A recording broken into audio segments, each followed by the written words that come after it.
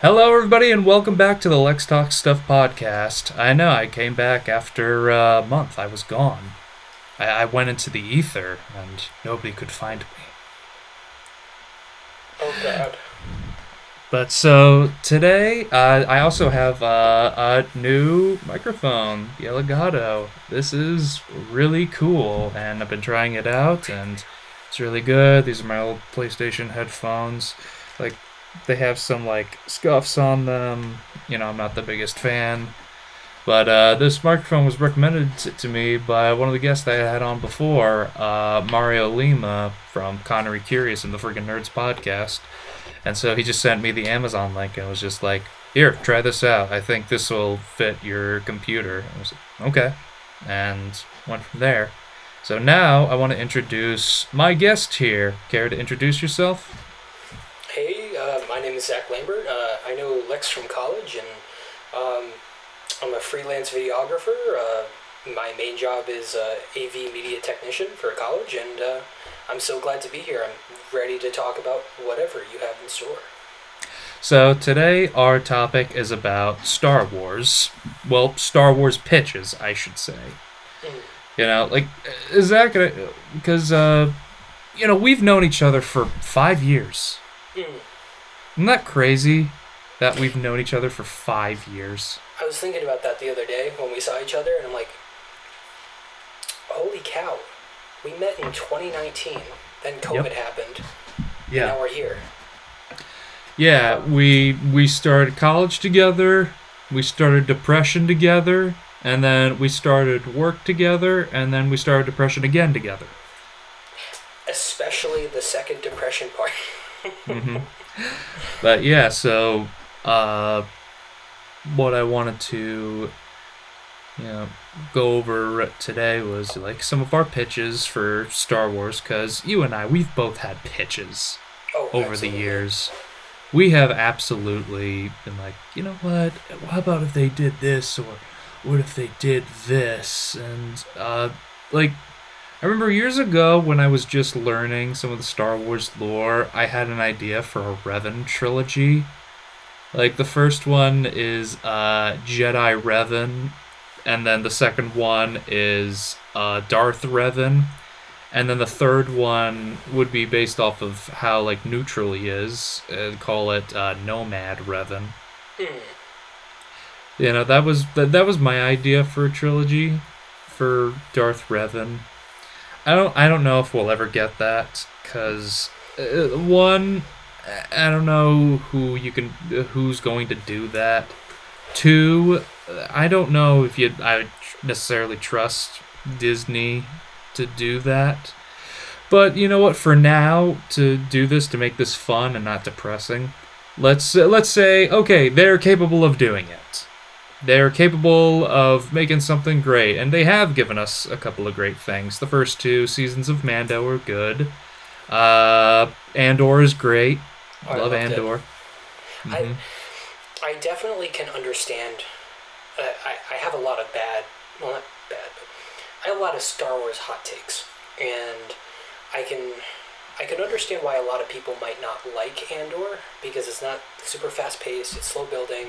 hmm It's a lot more tedious, a lot Yeah. more how the internal Imperial network works, and how Andor gets to working for the rebellion. But I personally found it really refreshing. It just felt more like Star Wars to me compared to a lot of the stuff Disney has pushed out recently. Yeah, well, for me with Andor, I think it was like one of the first Disney Plus shows that felt like a show. Mm, Like a yeah, lot of them just feel like mini movies or like little like fan films with a higher budget. that's And exactly some how of I them have heard been it. good. Like I enjoyed first two seasons of Mando. I think they're still great. I can rewatch them and have fun with them. Uh, Onward is a little difficult. Like Book of Boba Fett for me had like two or three good episodes. Kenobi started strong, rough middle, and kind of stuck the landing. I have like love-hate relationship with Kenobi because Mm-hmm. I'm very similar to you. Andor took me a while to get into, but once I got into it, I loved it. The first 2 seasons of The Mandalorian, I loved. I loved the idea of a Star Wars Western show. Mm-hmm. Bring back like the Cad Bane cowboy feel, you know. Um, but with Kenobi, I loved the first episode. But I think when it started going downhill for me was when Reva said Anakin Skywalker's alive. That's when it completely brought me out of it. Mm-hmm. I loved the Hayden and the Ewan interactions. I loved that it's those classic guys coming back. I just love to see them on screen together. They really are brothers. Yeah. But and I completely agree that it stuck the landing to some extent. Like, I mean, that fight was pretty good, and anything with Vader and Kenobi interacting is going to be pure ecstasy. Mm-hmm. But I don't know. Like, I tried rewatching it, and some of the stuff it just doesn't make sense to me when it comes to just the viewer standpoint. So I love rewatching specific parts of Kenobi. Mm-hmm. Yeah, it's like I'm trying to think of a movie that like is like has parts that are actually, you know what? It kind of reminds me of Batman versus Superman. I like rewatching parts of Batman versus Superman. That's That perfect. warehouse fight scene is so awesome. It reminded me of the Arkham games. I'll click. Here's a link to the episode we did with Gavin and Miguel. I was actually just rewatching that right before on the car ride here. Did you know that that episode with that audio? I did get a copyright thing. Really? But the funny thing is, it said that yes, this there is a copyright thing here because it was longer than like a few seconds. But Yeah. the person that you're taking it from is not going to sue you or take down your channel. So they're just acknowledging. So they're just like, all right, we're acknowledging that you used it, and so Yeah. I haven't taken the video down. It's the only like copyright thing that's been on here, but yeah, like the composer or the YouTube channel that played the stuff that I got the audio from is not gonna like sue me or anything like that. Gotcha. I mean, definitely seems like a slap on the wrist kind of thing. But I mean, Yeah, as yeah, as long as it's like done the right way, I think it should be fine. You know. yeah. But yeah, I think that episode's fine, and I think it was a Yeah. fun episode. Oh, it was great. I loved it. I never played the games. Oh I yeah. So I always watched like the clips online, but I don't know why I never played the games. I thought about playing them recently, but the world has always really interested me. So that video of yours was like perfect timing because I'm like, I think I'm gonna play the Arkham games. And then I saw it and I'm like, perfect. I can start the Arkham games after I go through this and Yeah, like I recommend playing it in like a release date order. I've heard that. Yeah. I think because I think it. I mean, maybe you can skip Origins because it's not necessary, but I still think it's fun. I love Arkham Origins because it takes place during Christmas, Mm. and I play it every December when I can. You gotta have those holiday traditions. Mm-hmm. And so, but yeah, no, like so with this episode, we're gonna talk about some of the stuff that we want to see in Star Wars. Would you like to go first?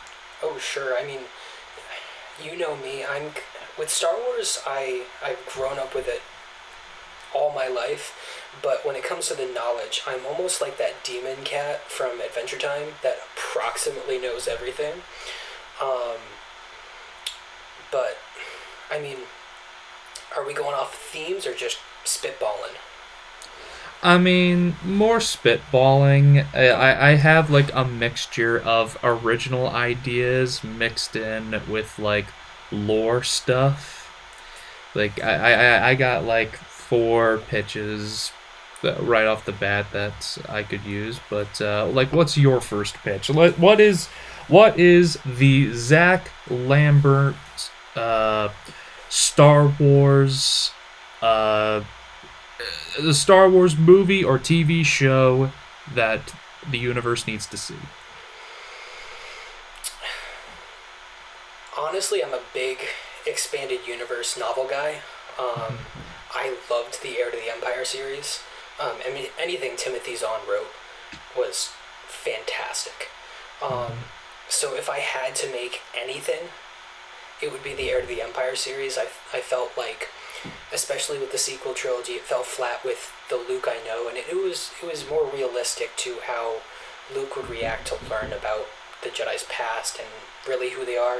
Kind of like how the story is, being a hero and being a Jedi are two very different things. But I felt like it was such a great story that fit in right after the original trilogy without. It was a perfect middle story, if that makes sense. There was more to tell afterwards, but it's just a nice stop, you know? Mm-hmm. Yeah, like what's so funny is like 2 years ago I finally read the Heir to the Empire trilogy, the Thrawn trilogy, Yeah. and I think one of my favorite parts about the book was that I think Timothy Zahn captured the voices of the characters very well. Oh, it was so good. Like every bit of dialogue that I read, I was like, yeah, that's something Luke would say. That's something Leia would say. That's something Han would say. That's something Lando would say. Like I think he nails it very well. Like he not only like he is technically the progenitor of the expanded universe. Mm. Oh, Like absolutely. so he's not going off of I'm creating lore or I'm basing this off of lore. It's like let me take these characters that I love very much and put them into the story that I have an idea for. Exactly, and I feel like it moved something forward. Um, it did a lot of like a great start with one of my favorite Star Wars couples that isn't talked about enough, Luke and Mara. Hmm. But just how amazing the story is with Thrawn. He's just such a interesting character. Like there's a different perspective or side of him that you get from Rebels, but almost the feel you get of Thrawn in the original Heir to the Empire trilogy. It's almost like Professor Moriarty, Hmm. and you can't stop but love him just for how keen he is. Brilliant. Yeah. Yeah, I know what you mean. Cause like, one thing that stood out to me, and I had to reread the page a couple of times because I was a little confused. Mm. Was it was the thing where the guy accidentally lets Luke escape. And so the guy, and so Thrawn was like, "What happened? What happened? What did you do?" Yeah. And he's like, "Oh, I don't know. I wasn't trained for this." And then he turns to his superior officer and is like, "Well, why didn't you teach him how to do it in case of this time?" It's like, we didn't think about it. I don't remember. Did he kill the supervisor or the person that let him go? Oh, this is gonna bug me. I can't remember. I want to say it was the cadet or the person that let Luke go. Okay, yeah, I and think you're right. It basically was said, because I also next time remember train him reading better. it, and like they didn't describe what Thrawn did to him. So I guess in itself, I'm pretty maybe sure it it's was like Reek, what right? Thrawn did to him was indescribable. Mm. I'm pretty sure. Wasn't it like I forget the name of. This is gonna bug me. I'm gonna look this up. The name of Thrawn's little henchman dude. I'm pretty sure Captain he killed Pelion? him. No. No, it's someone else, like lower than Pelion. Thrawn's little helper. But yeah, like I remember that, and then you're like, oh my god, don't make Thrawn angry. And then the almost exact same thing happens again later, Like Luke gets let go. He looks to the cadet and is like, "What happened? Why did he get away?" And then the guy was like, "I did this, I did this, I did this, and I did this, and he still got away." And he's like, "So you did everything to the best of your abilities?" It's like, "Yes, sir. I did everything to the best of my abilities in my training. I'm gonna promote you." And everyone's just like, "What?" He's like, I reward people that are competent enough to do their best rather than someone that is incapable of that knowledge and is still failed. You were smart and you failed. You weren't dumb and you failed. And that's something that makes Thrawn very interesting. And that doesn't happen in the same book. I think that happens in two separate books. I'm pretty sure it's is the last one Last Command? Yes, the last one's Last Command. I always forget the name of the second one. Darkness Rising. It is like, oh my god, this is gonna kill me. Second. I know that's when they introduced the clones. When they were fighting them off. Dark Force Rising. That's what it's called. Yeah. My god. I remember one thing that I loved about reading Thrawn's dialogue, and just his story as a whole, was that even though he was a high-ranking Imperial and supposed to be one of the antagonists, you can't argue that he is a good leader. Yeah, he is a good leader, and canonically the only alien officer in the Empire. Yep, the Chiss. I absolutely love Thrawn's later, not Thrawn's, Timothy Zahn's later books on the Chiss. How they refer to pilots as Skywalkers. That's funny. I totally forgot about that.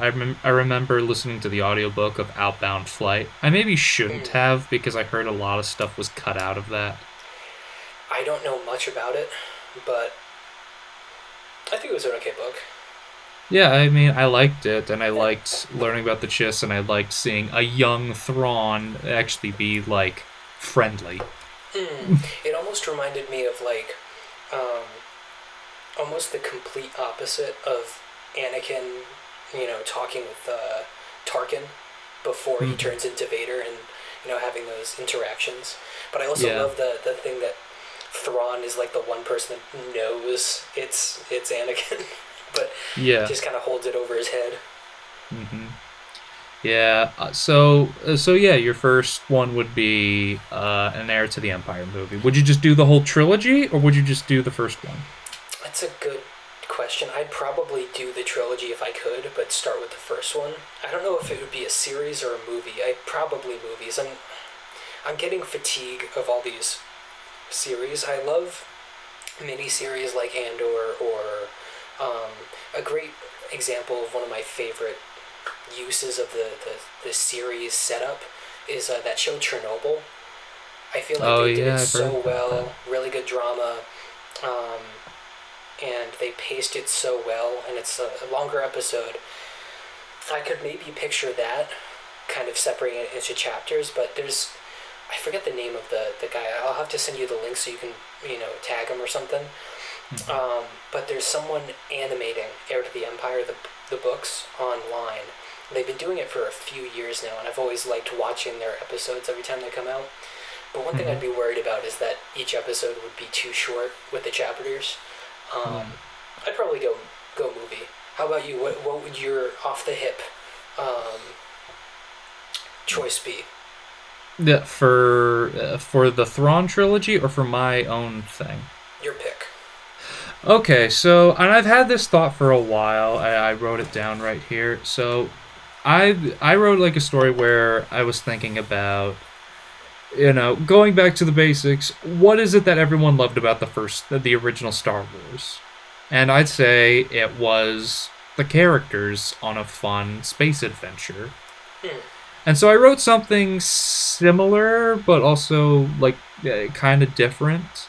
So and here's my synopsis of it. It's like a ragtag group of travelers, and I got names for them like Martin, Stacy, Pablo, Jungsun, who's an Ithorian, Carmi, who is a Gungan, and a protocol droid, C3TR, Hmm. and they're all friends from different walks of life in the galaxy, and they all came together because they were outsiders, so they're kind of like all together, kind of like the beginning of Alien.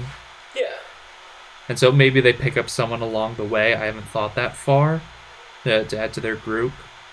But so they get a distress signal from out in the middle of space and the outer rim, and they find this planet that is a monarchy, and it's skirted just outside of like the Republic. Okay. More of the outer So rim. yeah, more the outer rim, and so they show up and get to step up and be the heroes that they've always wanted to be. Like I think like that's what we should do with Star Wars. Just like start with the basic story.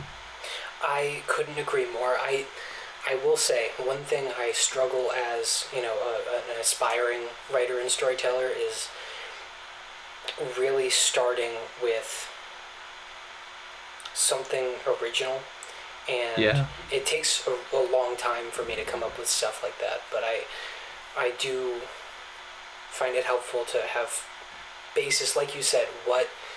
What about the original trilogy was something that was generally loved, and just mainly what are some aspects that made it special? Hmm. Um, and I love that idea of just a new story, a fresh start, something in the same world, but something that isn't fan bait. Yeah. But also the thing is, I don't know what time I'd set it in. I don't want to set it in like I don't want to set it during the Clone Wars. I am so done of the Clone Wars, dude. I love that era, but Mhm. I'll go back to that era when I want to, but I'd like to get out of that era. I'm And in I'm the same also way. want to get out of the like between episode 3 and 4 era. We've been in that a lot. Mm, Maybe I'd like something, and I appreciate what one thing that I do appreciate about like some of the newer like Disney Plus stuff is that it at least stuff that takes place after 6 and long before 7. mm. Like so maybe I'd set it around like Force Unleashed, You could even not Force Unleashed, Force Awakens. Like maybe I'd set it around that time. Like maybe I would just set it like a few years after the second Death Star blew up.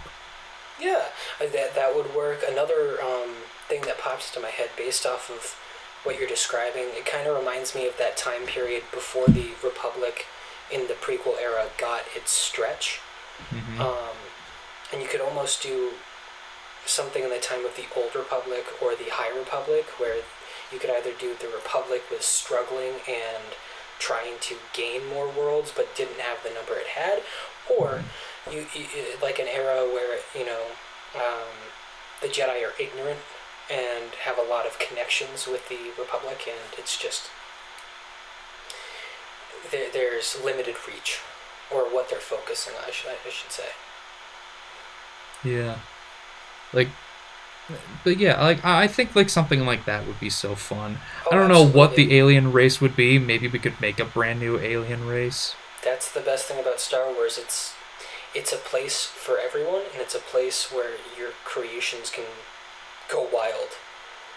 Yeah. The only thing is like fact checking so that no EU fans get mad. Yeah, I will say I as an EU fan, I try and take everything with a grain of salt. Again, Hmm. I don't know everything. I'm a huge Star Wars fan, but I can't say I know everything. I know approximately everything. Uh, but I mean that's the thing. I think if you just come up with whatever you want, or if there's something close to what you want, you can research. Wikipedia has a great library. I can talk about this next, one of the stories I wrote, but has a great database of the alien races in the extended universe or the canon, and you can just kind of comb through, classify based off sentient, non-sentient, stuff like that. If that's helpful. Yeah, like Wikipedia is definitely helpful, and what I wanted to do was like half humans, half non-humans. Because I think it would just be kind of interesting. Let's try like people that don't. Let's try alien races that don't look like typical people. Oh no, Like absolutely. either put them in CGI or put them in makeup. Like I think, but like something like that. I think it would just feel more old-fashioned sci-fi with like a fun story, and I think that's just something people would like to see. Granted, we're probably also going to get people that are like, "This was boring. There's no one I knew or liked in this." I was just like, give this a chance. I You know? I completely agree, and I mean you can't please everyone, especially with everyone's taste. I don't like the sequels. All the power to you if you like the sequels, but I feel like, especially as storytellers, this is something I'm trying to force into my brain too, is that you've got to write for you, Yeah. and audience second. It's what's a story you want to tell. Mhm. Screw them if they don't care. It's your story, and it's powerful to you. Yeah. No. So, what's your next pick? So, I actually wrote this for a campaign, and I didn't fully flush it out, but I have like the whole timeline set up. Mm-hmm. Um, and I wrote it for a campaign for actually our group to Oh yeah. play. I was gonna set it up with Jack and you and I, Ben, and anyone else who would want to join. And it's kind of like Skeleton Crew, where it starts off with everyone designing their own out there character. You can be a droid, you can be alien, humanoid, any alignment. You can. I based it off of the Star Wars 5e game setup, but so it takes place in the expanded universe. I want to say about a decade or so after the Return of the Jedi. Luke started his Jedi, academy.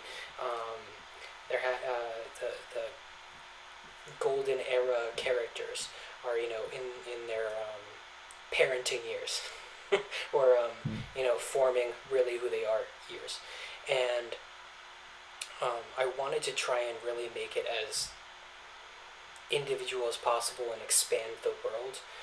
Essentially, this band of people band together for a job, almost like a bounty hunting campaign, Mm-hmm. and later are kind of dragged along a bunch of different side quests and kind of find themselves in the center of this gang war or crime syndicate war. Very reminiscent of what Maul was trying to do. Like with the Um, Pikes be included. a little bit. There was an influence from the Pikes and the Black Sun, but I wanted to really go out there without any strong connections to previous timelines, because create your own path. And Yeah.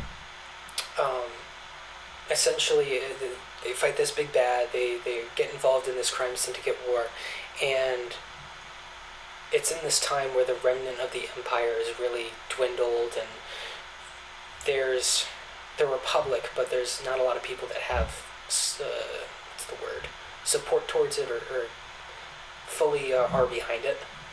Mm-hmm. And you realize this big bad is trying to raise an army, or try to create a force that will kind of fight back a big bad that they know is coming, and then the big bad is revealed towards the end. But essentially, I wanted to bring in the Yuzon Vong, Ooh, that's a great idea. since it's not heavily covered, and it's always been one of my favorite forms of villains in the Star Wars universe. Mm-hmm. Yeah, I think it was cool. I was thinking about them the other day. I was just like, there's such a terrifying force. Oh, Yeah. almost. Is that a pun? Is that a pun? No, I didn't realize that. Uh, there's a Marvel How much comic I gotta introduce you to later. I'll buy you the omnibus. It's called Annihilation. Annihilation? Okay. It's basically all the space characters like Nova, Guardians of the Galaxy, all those Ronan the Accuser, like all those guys, a Silver Surfer, like all those guys have to fight the Fantastic Four villain Annihilus. Okay. He breaks out of the negative zone and tries to take over space. Okay. With his like insectoid species. So yeah, Marvel Annihilation. It's one of my favorites. I think you would like it. It's what I think of like the closest thing to like another like Yuzong Vong, which is I can kind of see that. it, yeah.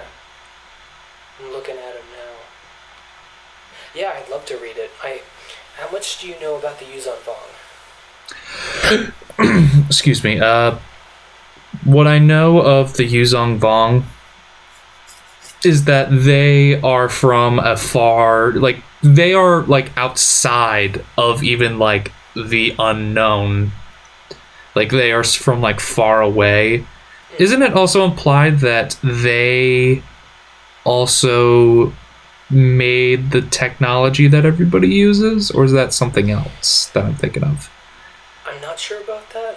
I don't know everything about them, but the things I do know, and this is where my story kind of slumped. I was doing the research to adjust some things in the story. It was very fluid. But the Yuzon Vong are pretty mysterious. They come from the very, very far regions, and what I do know is that there was a moment in time where they considered having a Yuzon Vong warrior spying on the galaxy in the core worlds during the time of the Clone Wars. But later, as they were talked about in the books, as far as I know, their planet, their home world, was destroyed in a civil war, and it was their connection to the Force. They were their planet was so imbued with the Force that it was their connection, and once it was destroyed, they lost all connection to the Force, and so they're almost not Force repellent, but I mean maybe Force repellent. I have to do more research, but they are terrifying. They use biological technology, and as far as I saw, were like kind of immune to Force abilities. But it's like they look like orcs mixed with the symbiotes from Spider-Man. Oh wow, that's a terrifying image. Yeah, what's the name of that big black goo that like is terrifying in Star Wars? I think it also shows up in Death Troopers. Like yes, because it had a connection. They were experimenting on it and ended up using it and injecting it in some people. Yeah. I was just watching shout out to Vile Eye YouTube channel. They had a video they just released on it. Vile Eye. I'm trying to remember. This is gonna bug me if I don't remember it. It almost reminded me of you watched Star Trek Next Generation, right? Little bit of it. I'm more of a Deep Space Nine guy. Understandable. There was this episode where there was like this black goo that I want to say I forget the name of it, but essentially was absorbing energy and trying to consume life, almost like a empty void, and it was terrifying. It reminded me a lot of that. Let's see. Oh, they just released something with Patrick Bateman. Oh, there it is. Now. I think it's spelled M. The now. Yeah, that's right. I forgot about that. Oh.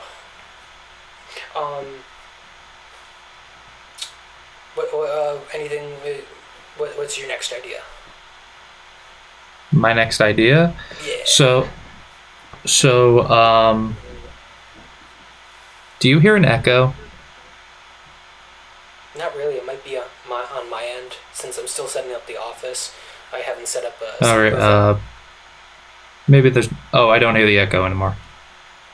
So, what I was thinking is, so for the next one, I was watching a Star Wars lore video about the dark side, and I got 5 minutes in, and this intrigued me, and I was like, I wanna see this as a movie. It's a dark side origin movie about Ajuna Pal and how he went from the Jedi to creating the new Order of the Sith. Oh, absolutely. That rogue Jedi group that went to, what's the new name of the planet? Is it Korriban or Moraban? They changed it. Korriban. I thought it was Korriban. They changed it in canon to one of the things. It was Yoda went to it in that one episode of, yeah, but I thought they still called it Korriban in that episode. Maybe. Let me check that too. Wikipedia coming in clutch. Yeah. Yeah, what's so crazy is like you know, I want to see more dark side stuff, because I think it would just be cool seeing like where it all comes from. You know, we always see the Jedi. Why not take a look at the Sith? That show us why they are so like scary. Show us why like they're so cursed. Show us why like people are afraid to learn about them, and why the knowledge of them is like stowed away forever.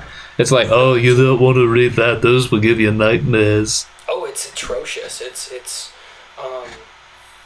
I just looked it up. It's Moraban, but also known as Korriban. So whatever. But how far into the video did you get with like the rogue Jedi enslaving the Sith race?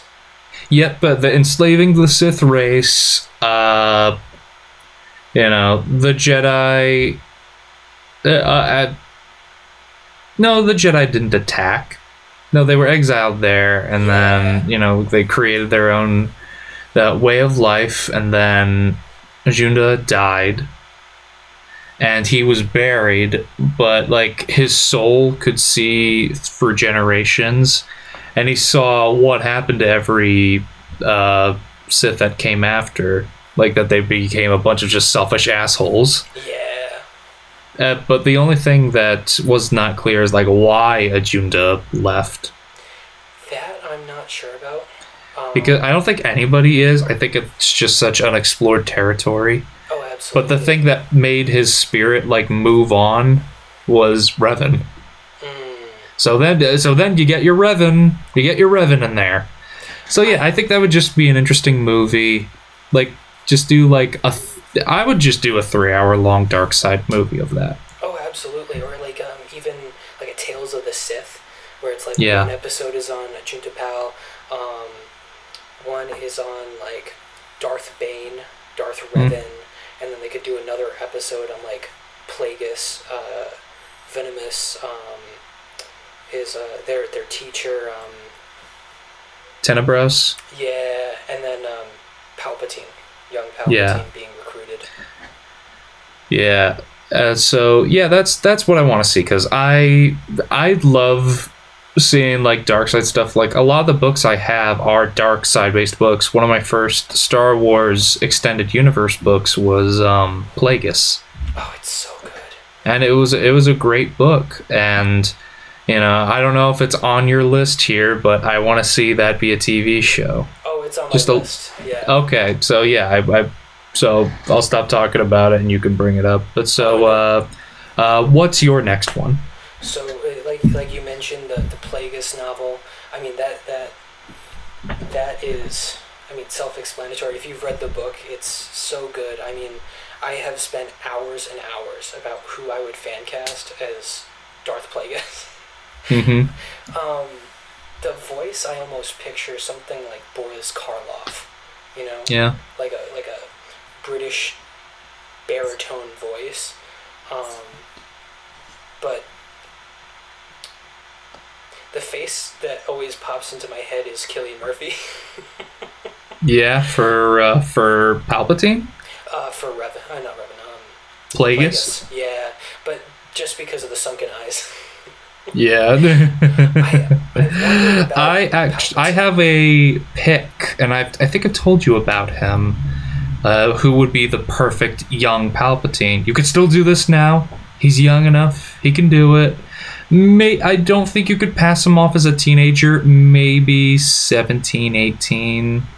If you really tried hard enough. I mean, they had to pass Tobey Maguire off and the Sam Raimi movies. Yeah. So, have you watched Stranger Things? Okay, so with Stranger Things, there's this villain that was introduced last season named Vecna, based off of the, Dungeons and Dragons villain that Joe Manganiello, conquered. So Vecna is played by a guy named Jamie Campbell Bower. I've seen his face listed for fan casts of Palpatine. So what made me think of Palpatine was there's a scene where it's revealed, so he's an orderly at the place where they're keeping Millie Bobby Brown's character, 11, when she was young. And, he's an orderly there. And so, and he becomes friends with her. Like, he sees a connection with her. Like, he actually, cares about her.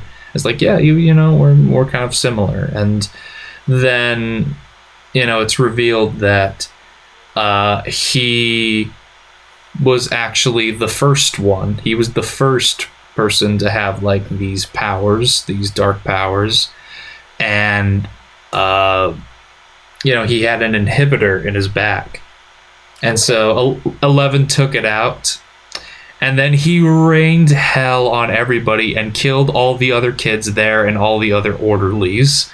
And she was just like, what did you do? And it was just like, with our abilities, they seem to be very unnatural.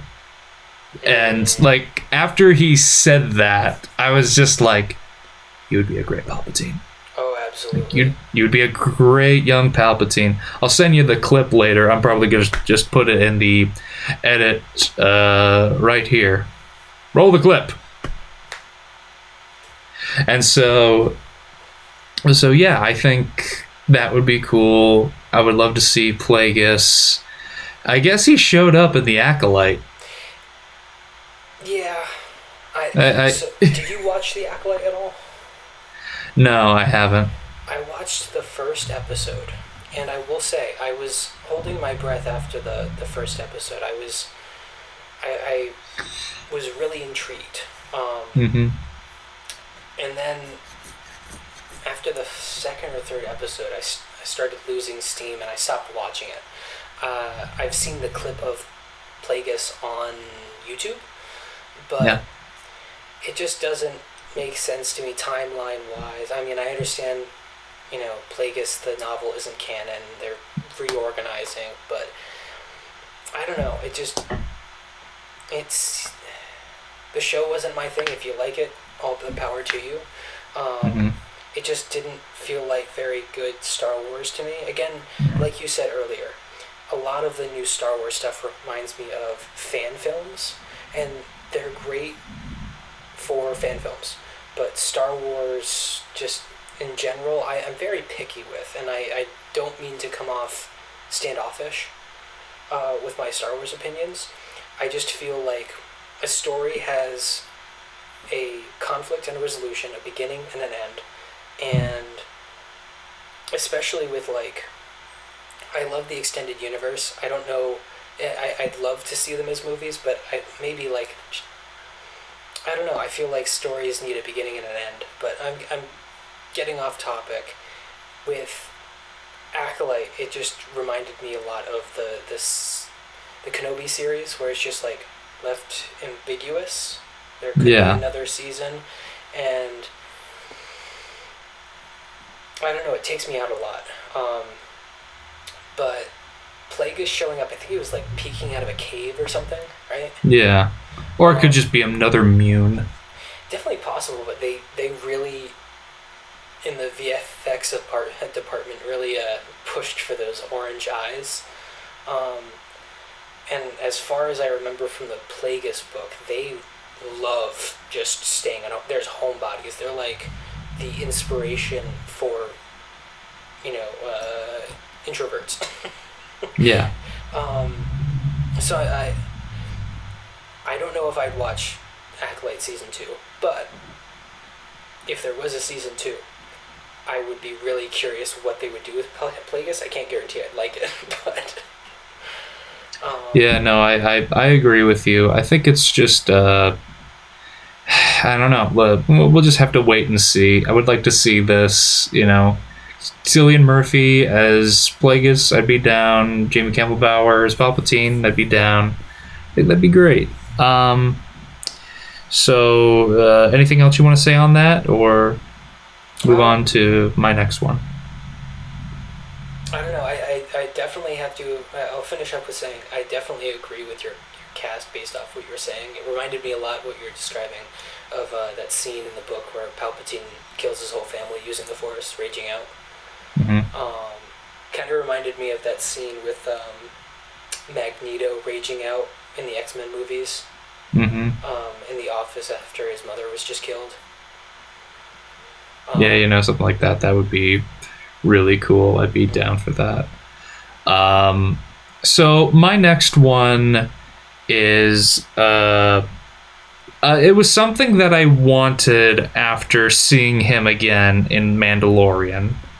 Like when they brought this character back and basically it was like, it's canon, he's alive. Boba Fett. I have a Boba Fett show. So here's what I wanted to do with like the way he looked, how like scarred he was from like all the nutrient sucking of the Sarlacc and everything like that. Had he been in there for like a couple years, I wanted to see a Boba Fett Monster Hunter show. Just after he had the taste of blood for killing the Sarlacc, he takes on a new thing of just like killing big vicious aliens. Like he goes onto Hoth and he kills a couple of Wampas. Like he goes onto the he finds like another Rancor and then like fights that and stuff like that. I don't know what would be the setup for it. I think it's at least a direction, like at least something where he gets to be vicious. Yeah. Because maybe it's just like or maybe he doesn't kill all the aliens just because he wants to. Maybe he just becomes a monster hunter by accident. Hey, where like, yeah, I killed the Sarlacc and then I want to get my ship back. Oh, the ship is on this planet. Oh, there's a bunch of Rancors here. He just kills the Rancors. And then next episode, he's like, there's this group of people stationed on Hoth. Goes to Hoth, kills a couple Wampas, like, I don't know. I think it would just be a fun way to show Boba Fett's ferocity, as well as showcasing a lot of the monster designs in Star Wars, because they have so many cool creature designs that I would like to see. Because I remember looking into lore a couple years back about Naboo. Yeah. Apparently Naboo has a lot of really scary creatures there, and the people are like, it's the Australia of Star Wars. And I'm like, that is a horrifying idea. It's Australia and Italy. Yeah. Like, not to mention like going in the water and killing like, the bigger fish. But yeah, like that, there's not too much I can add to that. Like, what are your thoughts on that? I can absolutely picture it. I don't know about like going in and just without reason killing the aliens or monsters or animals, but I can really picture like almost leaning into like since his bounty hunter background, almost like a Boba Fett supernatural show, where Mm-hmm. he's almost hired as like an exterminator slash bounty hunter, and with Mm-hmm. the bounty hunter role, that's gonna bring in fighting a Rancor if he's on Felucia, and um, trying to save a bounty, and a Rancor is running towards him. He's got to fight off a Rancor. I'd so watch that. Um, Yeah. Plus, anything like I loved Boba Fett in that one episode of The Mandalorian, and I mean that other one where he appears with was it Bill Burr in that episode?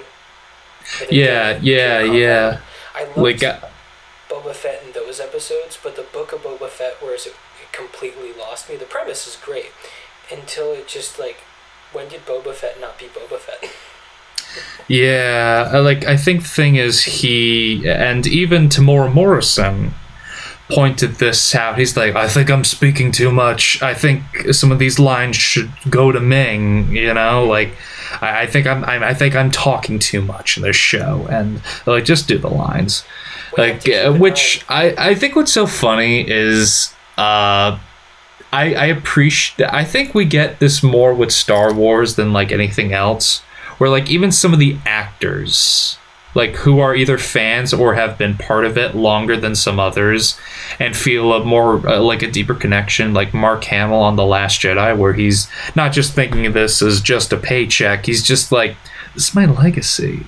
And it's not just, and I'm not upset that I'm not the star. That's okay. Like, but I'm just upset that like this is not how Luke would do it. Like, I'd say that in The Last Jedi, one part that I really like, I was thinking about this the other day. In The Last Jedi, which is not my favorite, but there's a part in there that to me is like, that is Luke, where he goes onto the Millennium Falcon. He's reminiscing, he's looking through, he sits down, he's just lost in thought, and he hears R2 come online. He's like, R2, hey buddy, like he misses him, and R2D2 is like, you gotta train her, you gotta help her, and he's just like, I'm not gonna train another person again, and then plays the help me Obi-Wan Kenobi, you're my only hope, and then he goes, that was a cheap trick. And like, I was like, that's a very Luke scene to me. Like, that to me is where Luke is in that movie. I think, there's some decisions. Like, I like the idea of an older, grizzled Luke Skywalker that's lost his way, but I think the execution of it just could have been a little bit better. Oh, I absolutely agree. There was a point in time in the extended universe where Luke almost gets like a darker streak. He's always had that like tendency to be dark, but after Mara died, he had this like darker streak, and I always was wondering like when he got older, because there's not much on Luke Skywalker when he's older. Because the extended universe got canceled. Yeah, I would have loved to see what Luke would have been. I wondered if he was going to be more of like a Dumbledore or more of a Gandalf, Yeah, I would have preferred Gandalf. Oh, same here. And it suits him more. That I take my Luke very seriously. Growing up, I always liked Anakin. But after I went through some changes and I just had this strong attachment to Luke, and I can't see him as someone who would give up unless it came to the expense of his family or his friends or those he care about. And I loved that scene from Last Jedi that you were talking about. It just was the most Luke moment. I just couldn't picture him hiding. There's this ironically, my second favorite depiction of Luke Skywalker was from Matt Mercer in Battlefront 2. And it's something I quote all the time, where the Imperial Special Ops is stuck in the amber, and he sees Luke in the distance, doesn't know who he is, and Luke cuts him out with his lightsaber, and the Imperial realizes who he is, and is like, why did you help me? And he's like, because you asked. It's just the epitome of what a Jedi is supposed to be, and I've always just seen Luke ever since I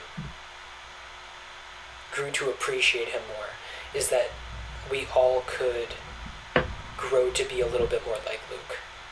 Yeah. What's funny is like the older I get, like, you know, I still love a lot of the more morally interesting characters. Like, I was a Han guy. Like, I grew up a Harrison Ford fan because that was my parents, and you know they didn't care for Luke. You know, they were just like, Luke was tolerable only in like the last movie he was in. That was the opinion of everybody. I was like, no, Luke has a special place, and you know he's more of the clean cut good guy, and he deserves his flowers as much as like Han Solo does. Recently, I read Captain America by Mark Waid. And I think you would like Mark Waid. I think you've read some stuff. He wrote Kingdom Come. Oh, okay, yeah. Yeah, so he wrote Cap very well, in my opinion. Where like Cap is just a good dude trying to do the best he can in the world, and I think it's just like, you know, there's something more refreshing about like a good guy that's just doing good to be good.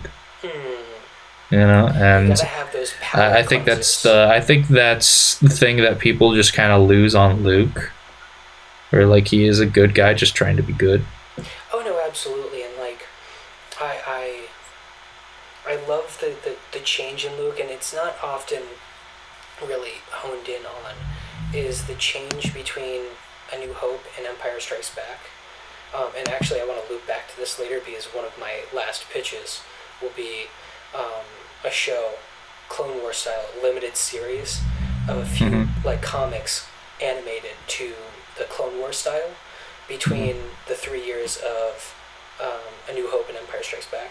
But you can get into that one right now if you'd like. Sure. I mean, because I got one last pitch, and then that's kind of it for me. Sure. I'll just finish up Luke, and then I'll give that. Oh pitch. Yeah, go ahead. Go ahead. I just love the idea that everything that Luke did to try and succeed and be a hero in the first one failed with him trying to be a Jedi in the second. And so Luke is very much like a different... he's coming to that realization that being a hero and a Jedi are two different things.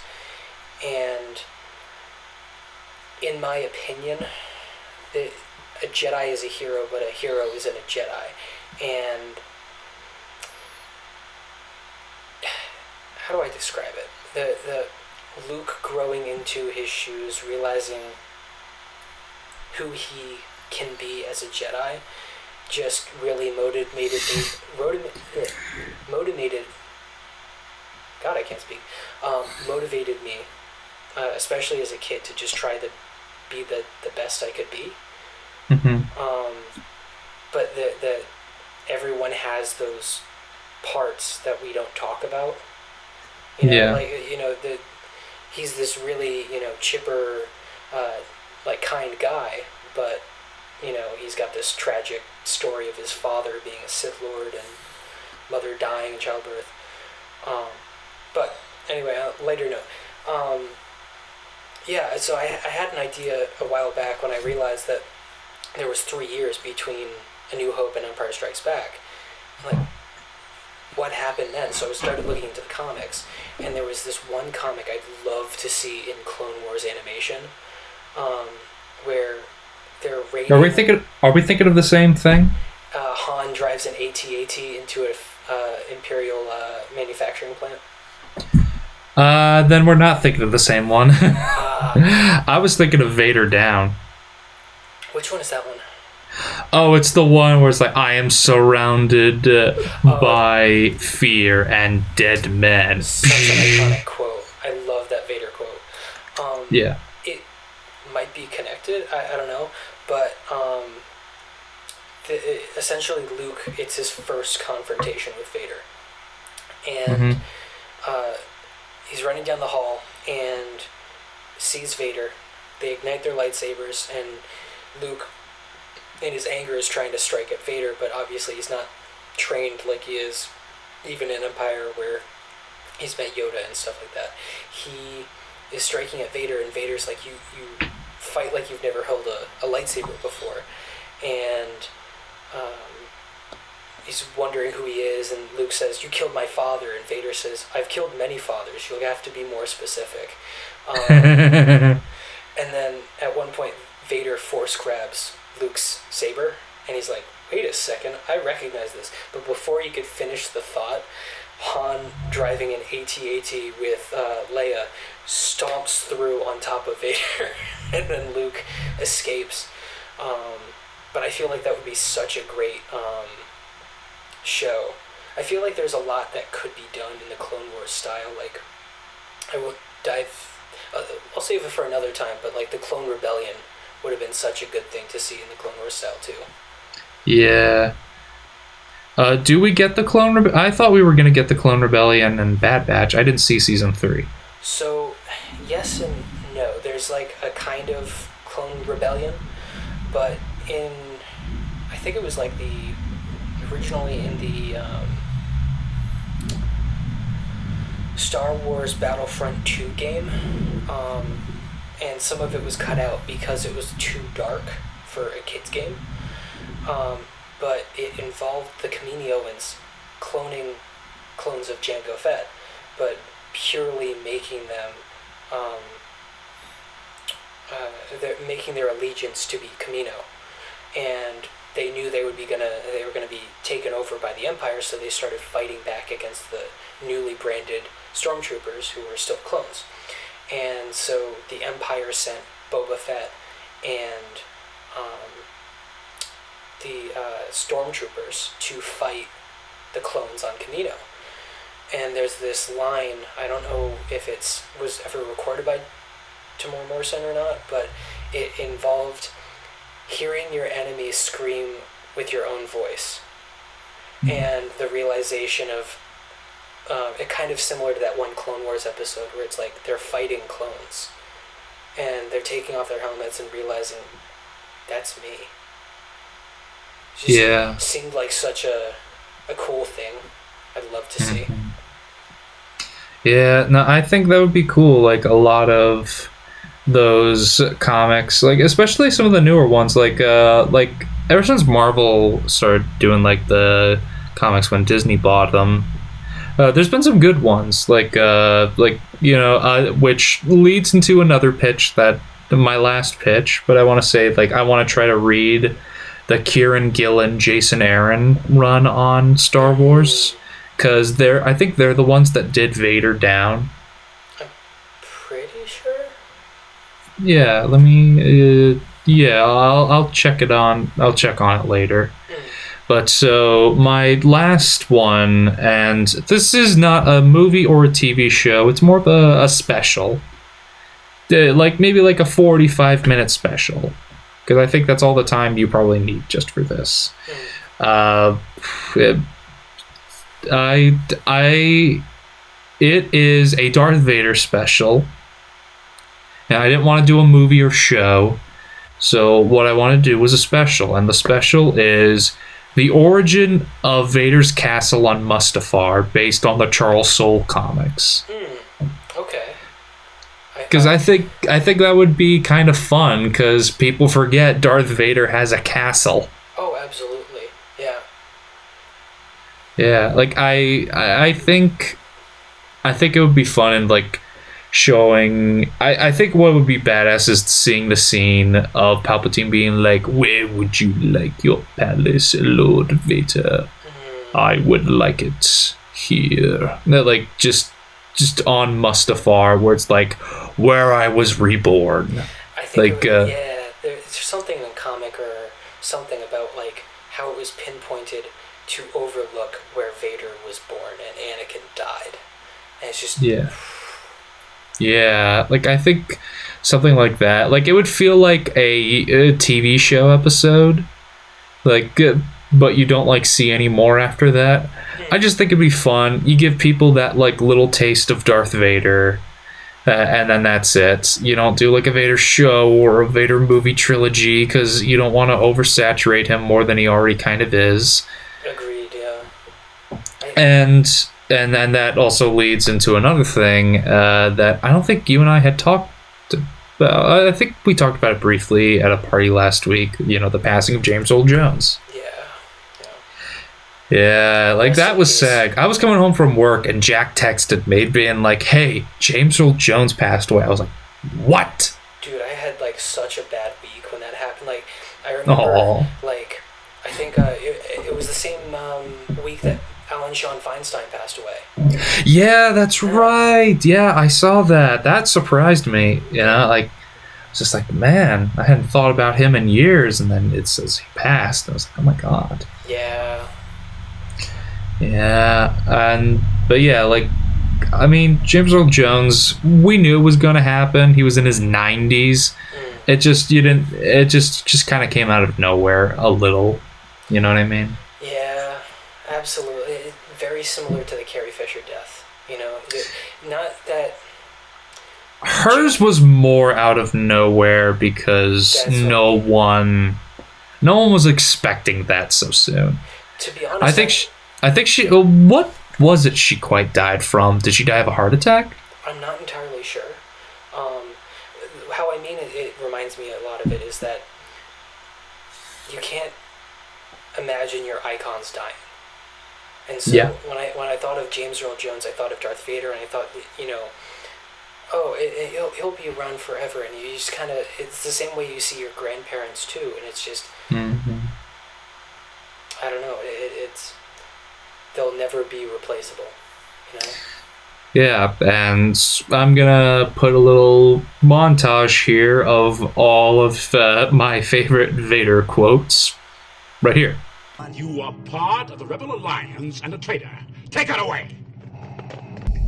I find your lack of faith disturbing. But we would be honored if you would join us. No. I am your father. The Emperor is not as forgiving as I am. It is too late for me, son. My son works! That was beautiful, man. That was amazing. Like, seriously, cinema at its finest. What's you know, like that. Martin Scorsese shit in it and said cinema. And so, yeah, like, I think that would be fun. Like, and I did like what they did with Kenobi, like, the Vader thing, because, yes, Vader, James Earl Jones was Vader in Rogue One, but that was arguably his weakest performance as Vader. Because I think, you know, he was older. Yeah. You know, he was older. It's my parents told me a story about how they had the choice between seeing Harry Connick Jr. or Frank Sinatra.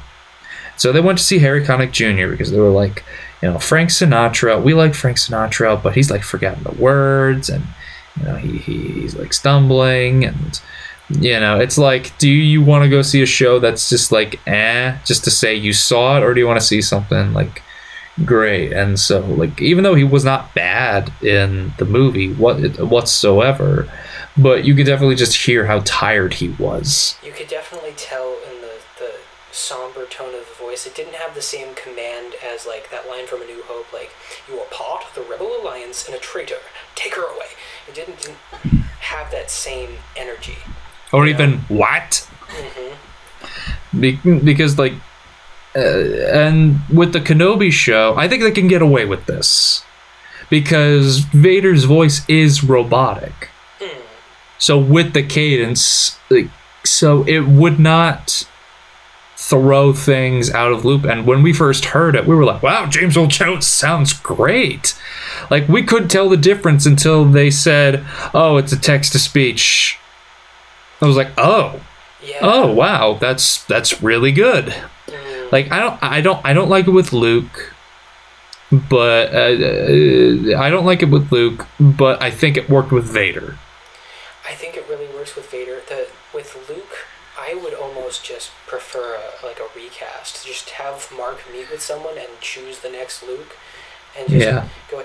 But with James Earl Jones passing, I don't know how soon we'll see Vader's voice, especially AI generated or text to speech, put in anytime soon. But I think I agree with you. It's spot on. I didn't realize it was text to speech until they announced it. You can't really tell the difference. And shout out to Hayden Christensen with being able to match that cadence when he did the mask in half scene. Mm-hmm. I would love to see like what you're talking about, like a Vader castle thing. One idea I've jumped around about with some Vader stuff is, what if they did a faceless villain kind of thing, or a voiceless villain where it's just all you need is that, just, and I wonder how much terror you could form with that. Yeah, I think playing around with that is great. I also kind of want to see Vader in in his trance in the Force with you could see his energy, and his arms and legs are not there, and they're only just outlines. I want to see that. The little Force ghost arms and legs. Yeah, I think that stuff would be fun and interesting to see. I think that would be cool. But so, that's all I got. So I think I think a lot of our ideas are cool. I definitely want to see some of your ideas. And absolutely. What was that? Absolutely, I'd love to see some of your projects too, and I'd love to do a part 2 of this too. I've got ADHD and a hyperfixation on Star Wars, so I got 1,000 of these different ideas. Yeah, there's so much you can do with Star Wars. I think there is a lot of ideas. I don't think we're out yet. But I think there's so much that's just not tapped into the right stuff, and then we've loved Star Wars since we were kids. I saw Star Wars when I was 4, maybe 5. And went on from there. What about you? I don't know much about when they first showed it to me, but I remember my dad. Let's see if I can think back.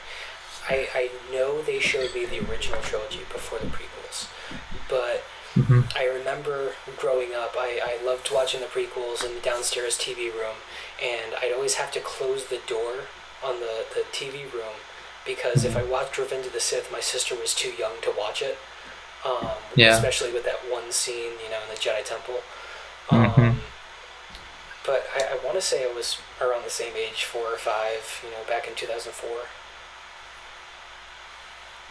Yeah, it's both very precious to us, and excuse me, and all we just want is to see good, fun stuff. We know nothing's ever going to be perfect, but there was a period of time where everything was pretty good. With Mandalorian season 2 and the ending, I thought there was a lot of hope there, and same here.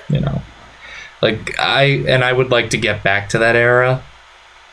I think that saved 2020 for us. For me, it was also The Boys season 2. I haven't seen the latest season of The Boys. I gotta catch up, but I've heard it's not great, which saddens me. Yeah. Speaking of it, did you see? I don't know if you've got this ad on YouTube constantly too, but the Anthony Starr. That it's so. Oh my god! I was just what the hell is Anthony Starr doing here? Honestly, yeah. Yeah, and so. And I don't know, but so all we just want is to see good, fun stuff, and and maybe one day we will. Maybe we'll. Who knows? Maybe the next Star Wars thing, maybe Skeleton Crew will be the thing that brings everyone back. Honestly, I do love the idea of something like not involving the already set up characters. Just put something out there in the same world. I mean, it reminds me of like you mix like the Goonies and like Stand By Me and stuff like that. Like, I don't know. I've noticed that a lot. Like that era of movies. Yeah, I've noticed a lot of cinema going back to those styles, like the buddy cops with like Deadpool and Wolverine, but like even with indie movies like I don't know if you've seen it, but The Holdovers. I've still not seen it yet, so I gotta check it out. Just going back to like older cinema styles, it's really interesting to see watching movies and how the trends fluctuate. Yeah. So I think this is where we're gonna wrap up. So, Zach, do you have anything you want to plug on the show? Not yet, but I'd love to pop up on the podcast again so I can, have a fun time with Lex and plug my future projects. But I hope to be popping some media out soon. Yeah, I definitely have a plan in the near future. Like, the next episode I'm gonna do, I'm gonna try to film this next week, and by the time, like next week, I'm gonna record an episode with Ben, and we're gonna talk about Transformers 1. Oh, interesting. We saw it recently, and the movie was great, and we loved it. And we're gonna talk about like what we want to see in the future about it. Okay, yeah, I can't wait to watch.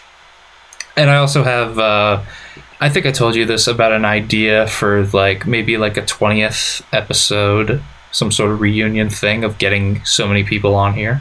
I'd be down. Yeah, just let me know. I'd be happy to be on this podcast anytime. You just let me know. I appreciate that. Of course. Well, folks, that's the end of the show. So, and right now, I think by now it is on Spotify and possibly other medias. So, thank you all for watching. Thanks for being here, Zach. All right. Bye, everyone.